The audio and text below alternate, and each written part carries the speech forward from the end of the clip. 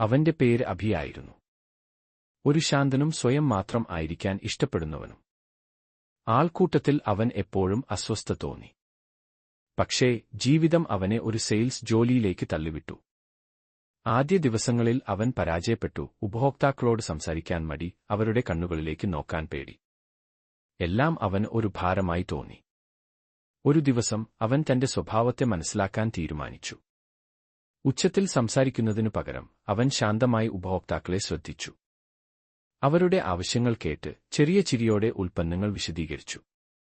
അവന്റെ ലാളിത്യവും ആത്മാർത്ഥതയും ആളുകളെ ആകർഷിച്ചു. പതിയെ അവന്റെ വിൽപ്പന ഉയർന്നു. ഒരു വർഷത്തിനുള്ളിൽ അഭി കമ്പനിയിലെ മികച്ച സെയിൽസ്മാനായി. ഉച്ചത്തിൽ വിളിച്ചു പറയാതെ തന്റെ നിശബ്ദമായ ശക്തി കൊണ്ട് അവൻ വിജയം നേടി. ഒരു ദിവസം അവന്റെ മാനേജർ പറഞ്ഞു, നിന്റെ നിശബ്ദതയാണ് നിന്റെ ഏറ്റവും വലിയ ആയുധം.